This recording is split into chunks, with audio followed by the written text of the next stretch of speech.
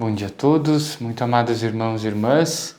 Neste sábado queremos prosseguir o nosso caminho de intimidade com Jesus, mergulhando uma vez mais naquilo que o Senhor tem a nos dizer e nos ensinar através da sua palavra na liturgia deste dia. O Evangelho é de Mateus, capítulo 23, versículos 1 a 12. Em nome do Pai, do Filho e do Espírito Santo. Amém.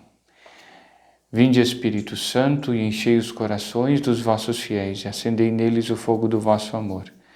Enviai o vosso Espírito, e tudo será criado, e renovareis a face da terra. Oremos.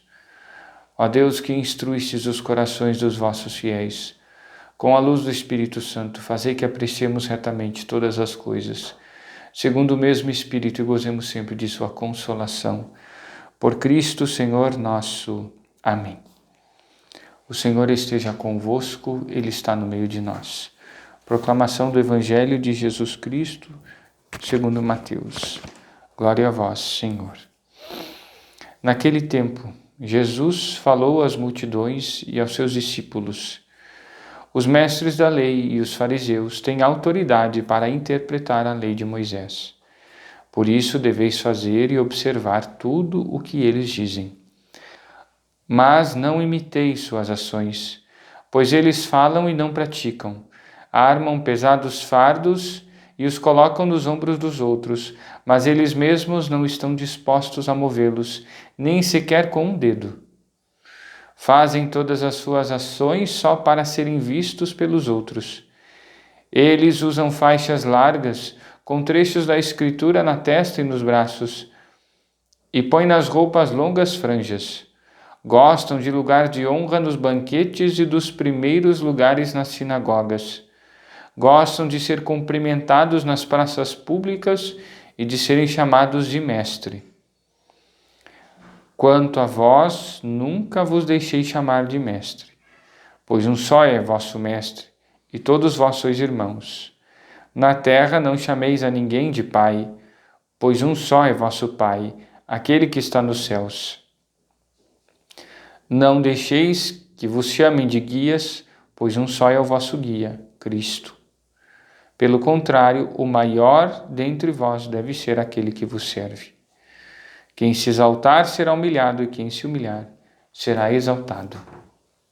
Palavra da salvação, glória a vós, Senhor.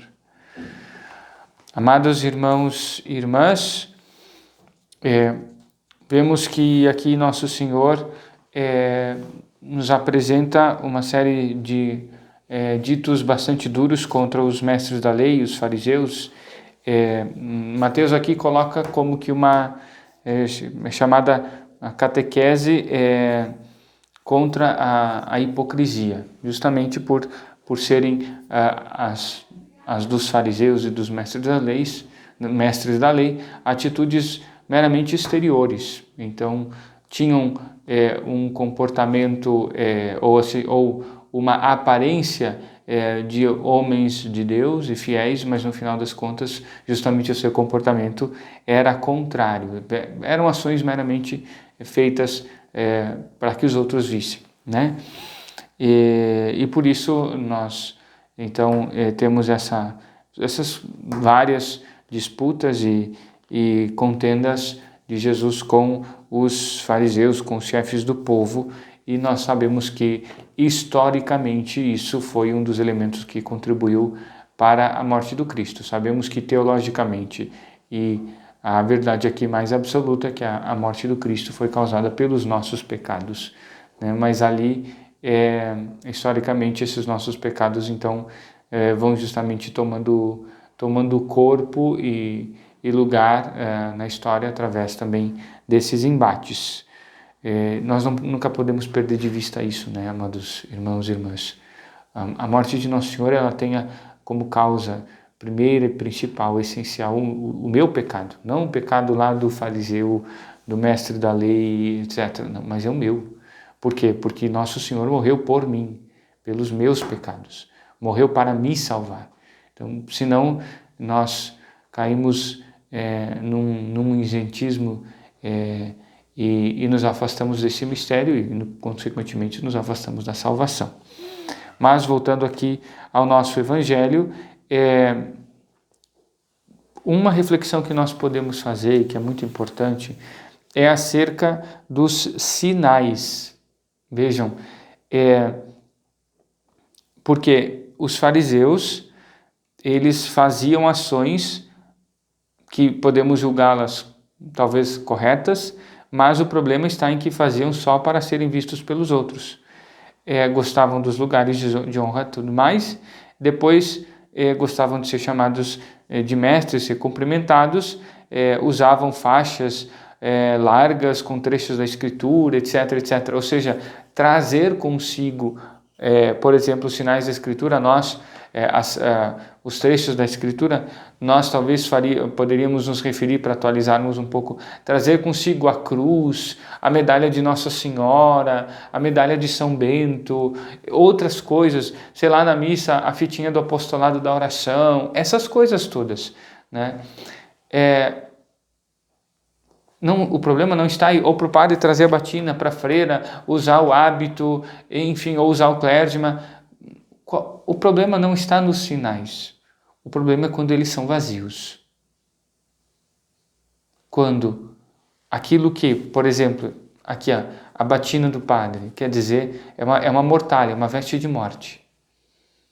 Agora, se o significado da batina não se manifesta no esforço pessoal de conversão, de morte para si, para servir, e para trazer em si a morte do Cristo, para que ela gere vida na vida daqueles que são confiados ao ministério sacerdotal, daquele que usa, e sabendo conscientemente de que isso não restringe e não provoca a ação salvadora do Cristo, aí sim. Vejam, agora se eu pensasse que a minha fidelidade ou a minha eficácia pastoral está na batina, eu estaria completamente equivocado. Quem alcança o coração, quem salva, quem converte é o Senhor. É o Senhor que faz com que essas coisas aconteçam. E por isso, na sequência do Evangelho, Nosso Senhor, ele combate essas três palavras: mestre, pai, guia. Por quê? Porque essas eram as palavras usadas para se referir aos mestres da lei. E é bonito nós considerarmos justamente que Nosso Senhor, ao rebatê-las, Ele está justamente nos colocando todos no mesmo patamar. Pode ser alguém estudado nas Escrituras, pode ser alguém mais rude, e aí nós podemos considerar isso à luz da vida dos santos. Quantos santos eram de inteligência talvez mais limitada, ou de cultura mais limitada, que talvez não soubessem lá grandes estudos ou aprimorados em grandes ciências, e outros da mais altíssima inteligência, tanto nas coisas do mundo quanto nas coisas de Deus. E vejam o que Nosso Senhor aqui quer nos dizer: todos obras dele. Então, se nós temos os santos doutores da igreja, Teresa, Teresinha, João da Cruz e outros tantos, vocês sabem que o padre tem uma quedinha pelos carmelitas, né? Então eu acabo sempre me referindo mais a eles. Mas existem sim outros tantos. Quem é o mestre através deles? É o Senhor. Paternidade, temos os diretores espirituais chamados a exercerem uma paternidade, o próprio sacerdócio é uma paternidade, a vida religiosa, as irmãs exercem uma maternidade. Quem é pai ali? É o Senhor. É o Senhor que exerce a sua paternidade através daqueles que Ele escolhe. E de fato São Paulo vai dizer que, ele diz, dobro os joelhos diante do Pai, de quem toma nome toda a paternidade. Ou seja, só pode ser Pai no Pai, porque justamente nos diz aqui Nosso Senhor: um só é o vosso Pai, aquele que está no céu, só Ele é Pai. Então, aqueles que exercem alguma paternidade, a tomam de Nosso Senhor e a exercem em nome dele, em favor dele, segundo a vontade dele, naquilo que ele orienta. Então, por exemplo, um pai que não oriente o filho no caminho do Senhor, de Deus, ele é uma corrupção da paternidade. Ele não é pai. Ele é fariseu. É duro ouvir isso, mas é o que Nosso Senhor está dizendo aqui. E de fato esse discurso é duro. Alguém que se pretenda orientar, guiar alguém pelo caminho de Nosso Senhor, precisa justamente, como aqui, ser, na verdade, alguém que absorve, que conforma a sua vida àquele mistério do Senhor. Então, aqui Nosso Senhor aponta para a primazia do testemunho. Para a primazia do testemunho. A vida precisa falar. Por quê? Porque naquele que tem uma vida conforme aquilo que fala, aquele que é coerente, tem a coerência entre vida, palavras, ações, tudo isso conforme o Senhor, a sua verdade revelada, contida na Escritura, na doutrina da igreja, aquele que está conformado com isso, vejam só, ele é nada mais, nada menos do que a explicitação da dinâmica da graça de Deus. A verdade alcançou-o, conformou, forjou sua vida e, portanto, a vida fala. Aquele que adere ao Senhor de todo o coração, aquele que vive para o Senhor, aquele que quer fazer e luta por fazer a vontade de Deus, não obstante as suas fraquezas, esse sim. Eu gosto nesse ponto aqui de recordar São Francisco de Assis e o irmão Leão, se eu não me engano, quando uma vez São Francisco convidou para pregar e eles então saíram pela cidade caminhando e voltaram sem falar com ninguém, sem fazer uma pregação ou alguma coisa. E aí, aquela famosa frase de São Francisco, que devemos anunciar sempre o Evangelho, enfim, às vezes usando palavras. A vida precisa falar. E nós estamos justamente aqui no mundo carente de testemunhos, muitas vezes. Porque é muito fácil um apontar o dedo para o outro, dizendo como os outros têm que viver, ditando regras e leis e mandamentos. Mas é a vida, amados irmãos e irmãs. É o testemunho da vida, forjado pela oração, pelo esforço próprio de conversão. Essas coisas falam. E justamente essas mesmas coisas nos colocam no nosso contexto. Quantas coisas nós podemos fazer por nosso Senhor? Tantas. Quantas maravilhas Deus realizou na vida dos santos. Pensemos naqueles santos extraordinários, um Padre Pio da vida que tinha tantos dons extraordinários, bilocação, conhecimento interior das almas. Apenas um servo. Nosso Senhor nos convida a compreender isso. O Senhor quer que nós sejamos servos. Não busquemos as coisas de Deus para a nossa honra, para o nosso envaidecimento, porque isso nos esvazia. Vã glória. Peçamos ao nosso Senhor que nos dê a graça de sermos humildes, humildes a ponto de reconhecermos que por nós mesmos não somos nada, capazes de fazer nada, que as nossas ações, se não contarem com a graça de Deus, se não puderem ser manifestações da misericórdia de Deus, elas não têm grande valor. Por mais que, aos olhos dos homens, possam parecer perfeitas. Peçamos ao nosso Senhor e à Santíssima Virgem Maria, criatura mais humilde, a que mais agradou a nosso Senhor, que nos ajude a ser agradáveis ao Senhor por uma vida humilde, por um serviço abnegado, e por uma decisão firme de não vivermos outra vida senão essa, de serviço ao nosso Senhor e de conformação da nossa vida à sua vontade. Louvado seja nosso Senhor Jesus Cristo, para sempre seja louvado. Passemos aos nossos avisos. Neste final de semana está acontecendo o ECC da paróquia, então convido a todos a que rezemos para que essa experiência que tantos casais de nossa comunidade farão seja realmente transformadora, lhes faça nada mais, nada menos do que encontrar o Cristo, que é aquilo que se propõe o ECC, proporcionar o encontro com Cristo. Nós temos na outra sexta-feira, dia 26, o nosso Café e Razão, que terá como tema adoção, às 19h30 no nosso salão do Pavilhão São José. Então, o convite a não perdermos essa ocasião preciosa de conversa, de convivência, né, de aprofundamento em algum tema que seja relevante. Talvez eu peço que não banalizemos o tema. Às vezes a pessoa diz, mas eu não me interesso nisso. Tantas coisas podem despertar no nosso coração e podem servir também para que a gente possa ajudar outras pessoas. Então não sejamos egoístas, né?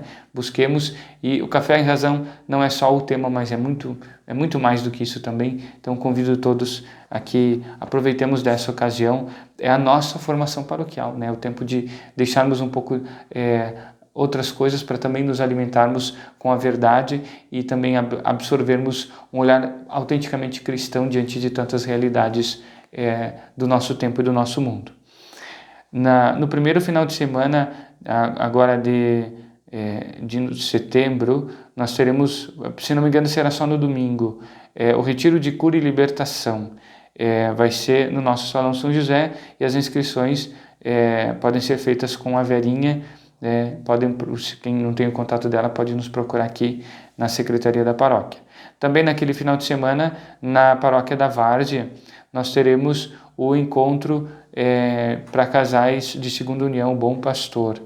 Então, o convite aqui é aqueles que se interessarem a buscarem mais informações aqui conosco também, aí nós damos os encaminhamentos. Lembrando então, né, que aproveitando a ocasião, os casais de segunda união são aqueles que, tendo casado de acordo com a lei de Cristo e da Igreja, infelizmente, às vezes coisas muito sérias acabam destruindo o casamento, ou melhor, tornando a convivência quase que às vezes impraticável, né? A graça de Deus ela é tal que o casamento é indissolúvel. Então, enquanto viverem nessa vida, ambos que casados na igreja permanecerão. Mas diante daquilo que às vezes se torna impraticável, muitas vezes a solução acaba sendo, infelizmente, o afastamento, e muitas vezes nisso se dá uma segunda união, né? São situações às vezes difíceis, precisam ser compreendidas à luz da fé, como também ter tempo nessa vida de sacrifício, e aqui é justamente o movimento, o encontro, enfim, que é ajudar a entender melhor qual é a situação ou como viver a vida cristã nessas circunstâncias, bem como também de apresentar a situação muitas vezes tão possível, por mais que difícil, em alguns casos, da nulidade matrimonial, ou seja, do estudo dos casamentos que infelizmente acabaram sendo inválidos, e aí a compreensão disso e a obtenção do reconhecimento dessa invalidade, certo? Convidamos a todos, então, a permanecermos sempre unidos no Senhor. Rezemos sempre pela nossa paróquia, para que nosso ponto de unidade seja o Cristo, e esse mesmo ponto de unidade seja também aquele da nossa conversão. Unidos no Cristo, unidos de fato nele, nós vamos caminhando com mais segurança, não segundo caprichos, vontades, mas segundo justamente aquilo que o Senhor nos ensina e aquilo que nos salva. Queremos agora, por fim, nesta nossa oração pelos aniversariantes, bendizer a Deus pela vida daqueles que hoje celebram o dom de sua vida, pela vida dos que hoje celebram o dom da vida matrimonial. Confiamos vocês, suas realidades, suas famílias, a Virgem Santíssima e a sua materna intercessão. Ave Maria, cheia de graça, o Senhor é convosco, bendita sois vós entre as mulheres, e bendito é o fruto do vosso ventre, Jesus. Santa Maria, Mãe de Deus, rogai por nós, pecadores, agora e na hora de nossa morte. Amém. O Senhor esteja convosco, Ele está no meio de nós. Pela poderosa intercessão da Santíssima Virgem Maria, nossa Mãe, de São José, seu esposo, e de São Pedro, nosso padroeiro, desça sobre vós, vossas famílias e vossos lares, a bênção de Deus Todo-Poderoso, Pai, Filho e Espírito Santo. Amém. Não deixemos de santificar devidamente este dia do Senhor, o domingo, final de semana, com o tempo devido ao Nosso Senhor, à nossa família e, sobretudo, buscando, como dizemos, recarregar as nossas baterias no Senhor, para que possamos viver com Ele o resto da semana. Fiquem com Deus.